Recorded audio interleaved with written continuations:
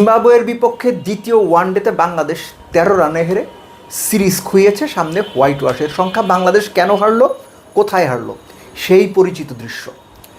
Zimbabwe 247 করেছিল। জিম্বাবুয়ের batting ইনিংসের লাস্ট ওভারে তাসকিন বল করছিলেন, 1 ওভারে 22 দিয়েছিলেন লাস্ট ওভারে। এই যে লাস্ট ওভারে 22 রান দেয়া, জিম্বাবুয়ের শেষ 5 ওভারে 60 রান তোলা পার্থক্য করে দিল? বাদ দিই, পার্থক্য গড়েনি, ধরে নিচ্ছি। তানজিদ তামিম, তাওহিদ হৃদয় 108 বলে 80+ রানের একটা জুটি করেছেন। তাওহিদ হৃদয় 90 বলে 60 করেছেন। তানজিদ তামিম 70 বলে 57 করেছেন। আপনি 57 করে কেন আউট হবেন? আপনি 90 বলে 60 করে কেন আউট হবেন? আপনি তো নট আউট থেকে খেলা শেষ করে বের হবেন। বেন কারান, জিম্বাবুয়ের ওপেনার, 111 করে নট আউট ছিলেন।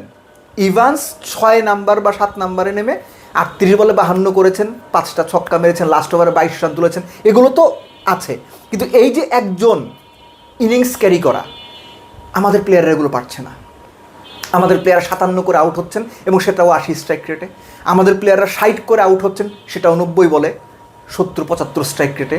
তারা বল খাচ্ছেন, স্ট্রাইক রোটেট করতে পারছেন না, সময় নিচ্ছেন, 50 করছেন, উইকেট দিয়ে আসছেন, কেউ 100 করতে পারছেন না।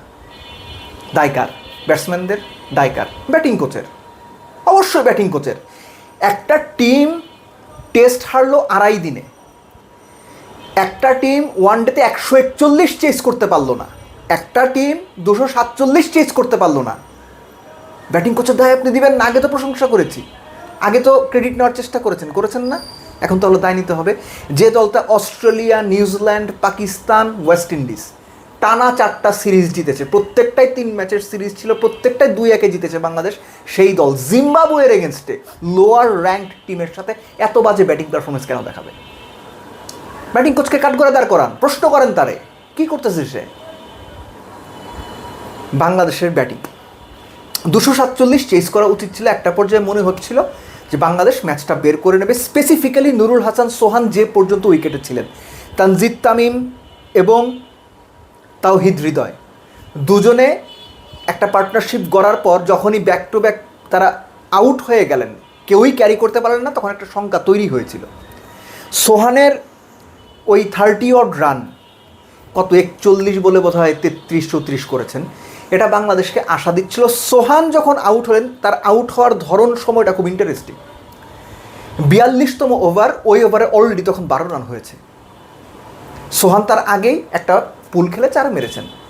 এনগারাভার লাস্ট বলটা শর্ট বল, তিনি আবারও পুল খেলতে গেলেন deep backward square leg, deep fine leg এবং ডিপ ব্যাকওয়ার্ড স্কোয়ার লেগের মাঝামাঝি জায়গায় ফিল্ডারের হাতে দিয়ে এলেন।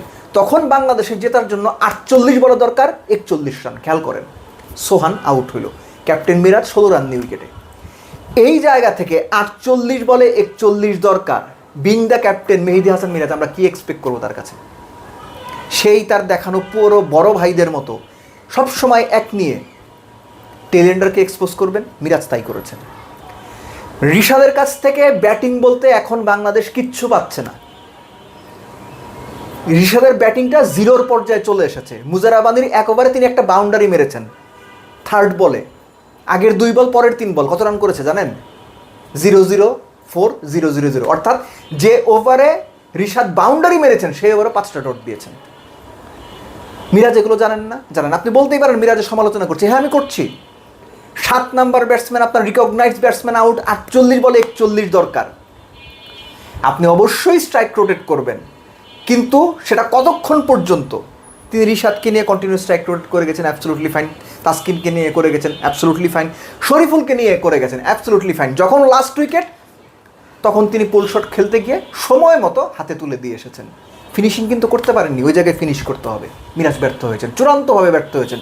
48 বলে 41 যখন দরকার ছিল, পরের 24 বলে, আমি যদি 2 ভাগে ভাগ করি, 48 বলকে 2 ভাগে, 24-24, 4 ওভার 4 ওভার, 43 থেকে 46, 47 থেকে 50, 45, 46 থেকে 50, ওই 24 বলে, পরের 24 বলে 43 থেকে 46 বাংলাদেশ রান করেছে 14। এই নাকি স্ট্রাইক রোটেট, এই নাকি ফিনিশার উইকেটে। মোসাদ্দেকের কথা আলাদা করে একটু বলতে হবে। অস্ট্রেলিয়ার সঙ্গে যে ইনিংসটা আপনি খেললেন, সারা বাংলাদেশ আপনাকে প্রশংসায় ভালোবাসিয়েছে। তারপর অন্তত 3টা ম্যাচে ফিনিশিংয়ে দারুণ রোল প্লে করে হিরো হওয়ার ম্যাচ শেষ করার সুযোগ ছিল মোসাদ্দেক সৈকত। প্রতিবার